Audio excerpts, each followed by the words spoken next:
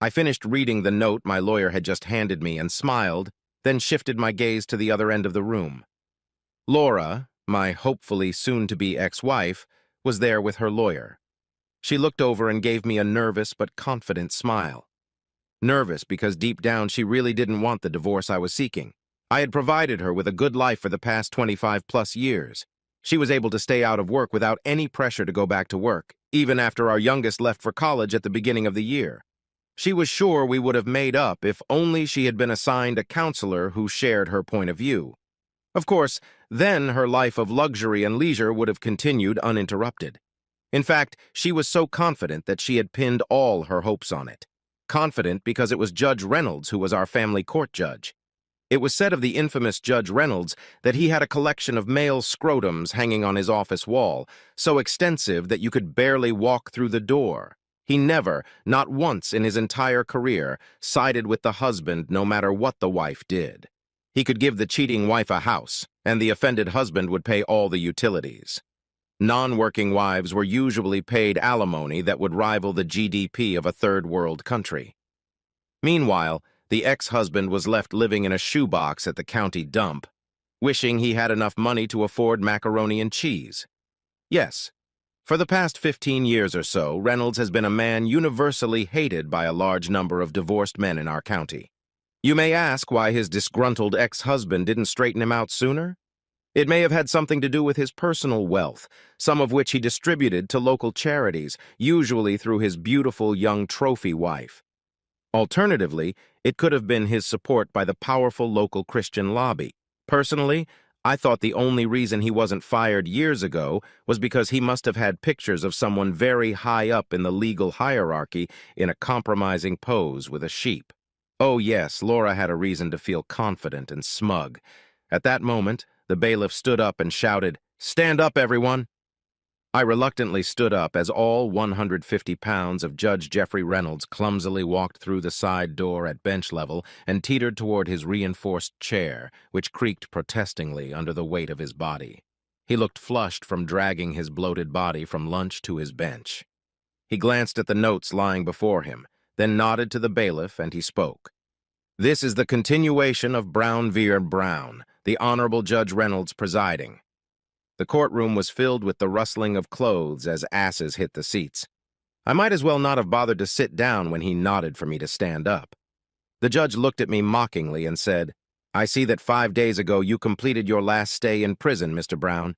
I see it was your fourth 30-day incarceration in the county jail for contempt of court. As I said at the time I imposed this sentence, I believe that couples counseling is mandatory in any dissolution of marriage. Marriage is an institution blessed by God, and a person must mobilize every resource available to them to avoid breaking the heavenly union or incurring the wrath of God. Are you now willing to give your wife a chance to explain to you, under the guidance of a professional counselor, how you have failed her?" I nearly choked on the effort to keep from throwing up at his insulting words.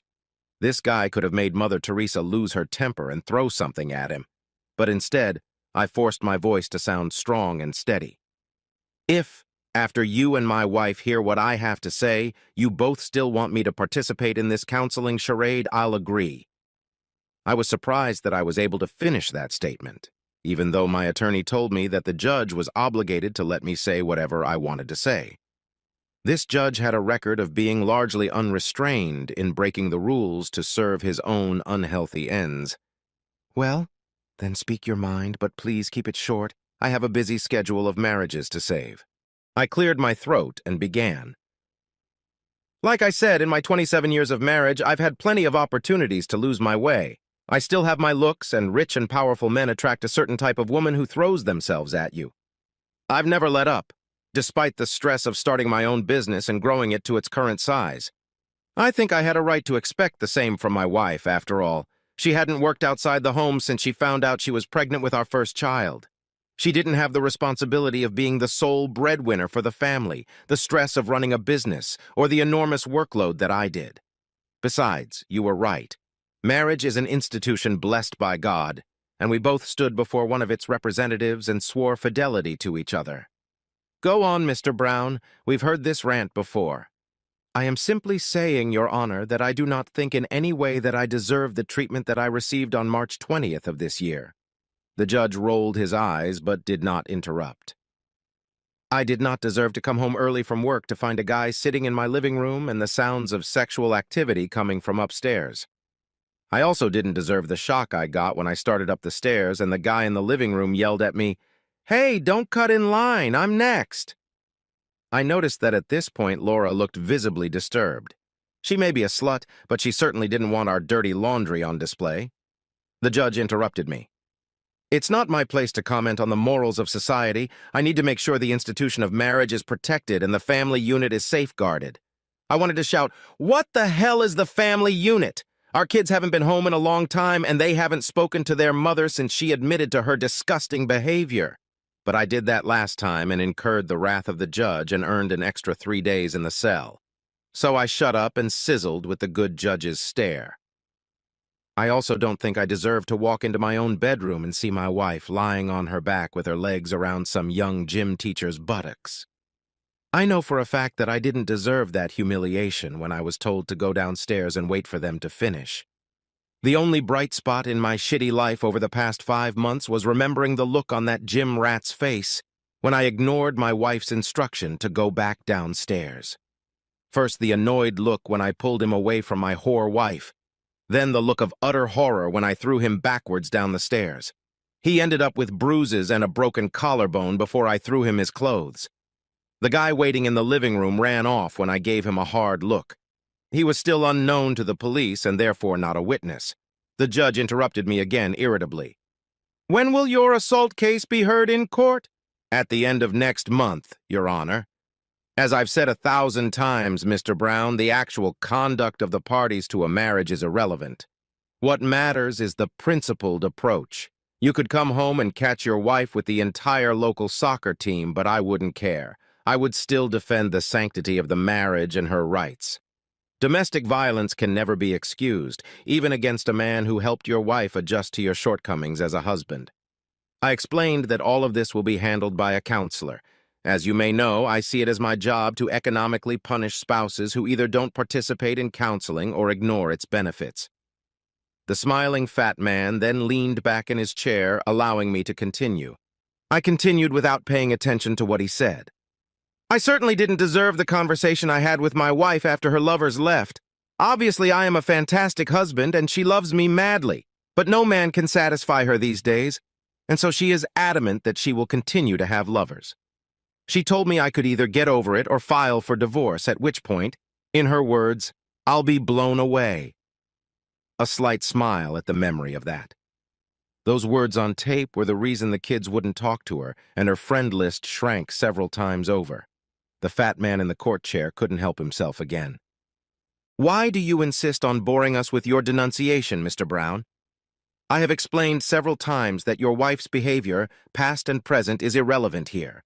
My role is to make every effort to avoid the breakdown of the marriage and to ensure your wife's financial well-being. I believe this marriage is salvageable, and your wife wants nothing more than to have you back in her loving arms.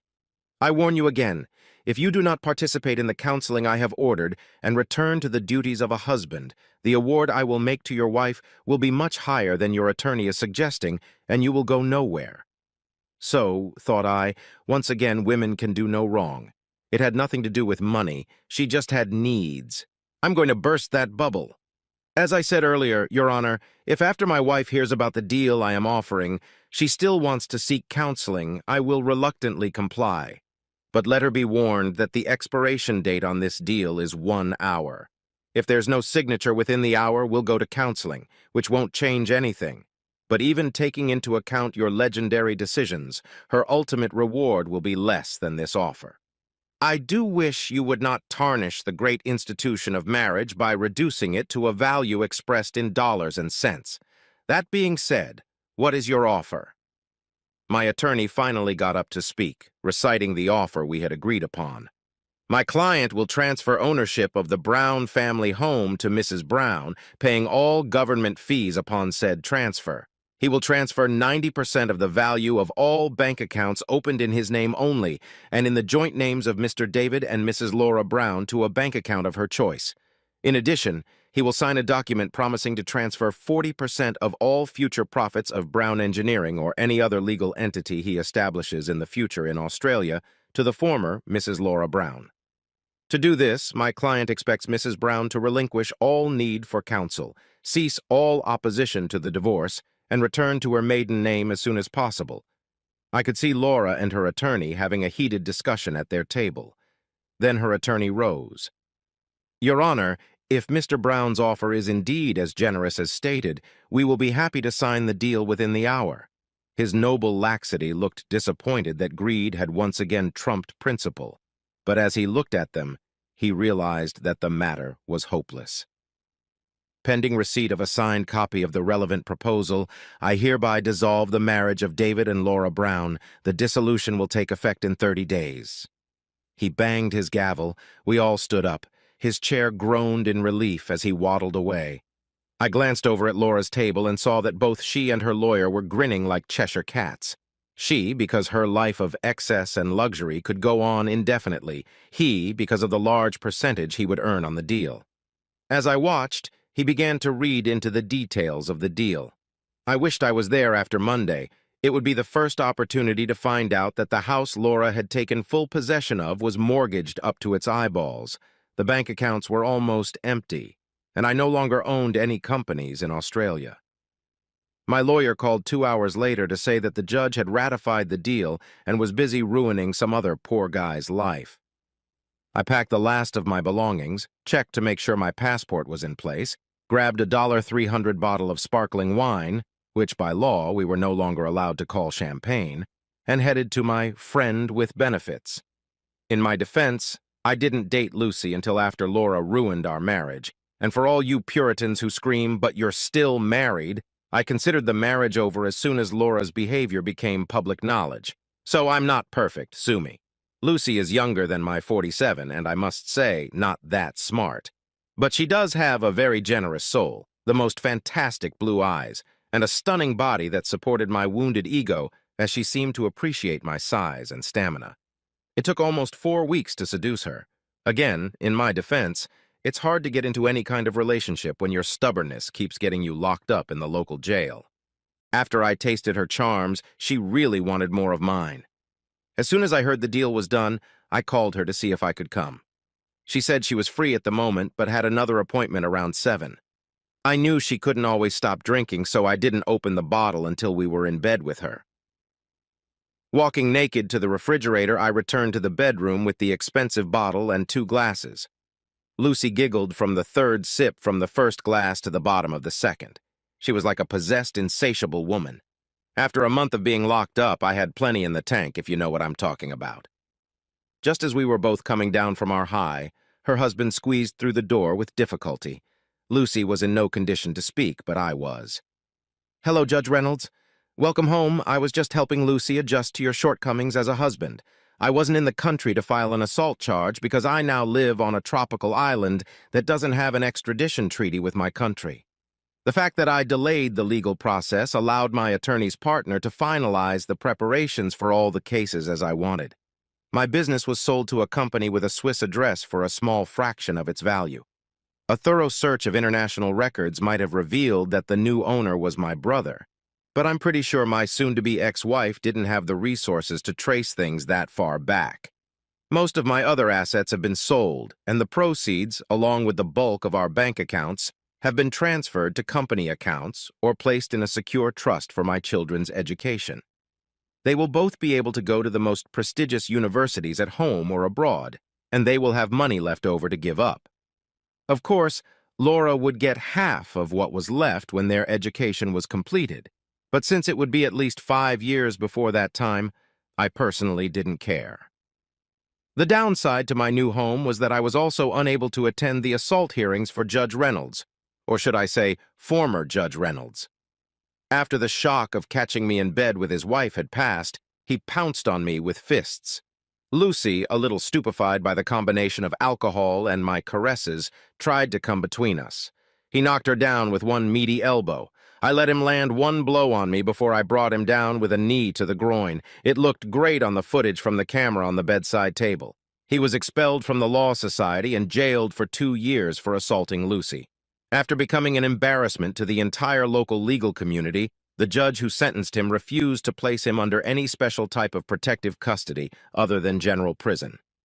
His reputation and the fact that he was a former judge guaranteed that he would have no friends among the prisoners. Fortunately, he was so unattractive that even Bubba left him alone, but he was constantly harassed and picked on. Of course, the media pounced on the story of the judge's death like sharks attacking an injured diver, and Laura's story was splashed all over the national media. They continued to hound her until she lost her home, unable to pay her debts for even a month. I became a little infamous, like Robin Hood or Ned Kelly. I rolled over onto my other side under the rays of the early morning tropical sun, contemplating the woman lying next to me. Was today the day I would bury my face in that gorgeous cleavage and stay there forever? She was a recently divorced woman who ended up ripping off her rich ex-husband during the divorce. Don't look at me like that. I didn't take any of her money. A monthly check from my brother allowed me to live in luxury for the rest of my days. Tomorrow the children are due to arrive on the island for the third time. They have become very attached to Lucy. They will never forgive me if I offend her sweet, simple soul. They will no doubt bring me news of Laura's latest follies. I already knew she'd lost her home, moved out of our neighborhood due to sheer humiliation, rented a one-bedroom apartment while working as a waitress, and aged 20 years. The kids tried to talk me into forgiving her on their first visit, but I showed them videotapes of me going into the bedroom that day and her subsequent confession to me and her demands. That put an end to their attempts to talk me into leniency. They still pick up the phone when she calls, but any close relationship that was always based on respect is gone. Sometimes I wonder if she has the strength to drive trains now. Ugh, enough negative crap, it's time to start our day. Lucy smiled before she even opened her gorgeous blue eyes. After all, by the time Jeffrey Reynolds was released, he had become a shadow of his former self. He was a recluse until his untimely death 5 years later. His grave is a popular urinal for divorced men with retained anger issues.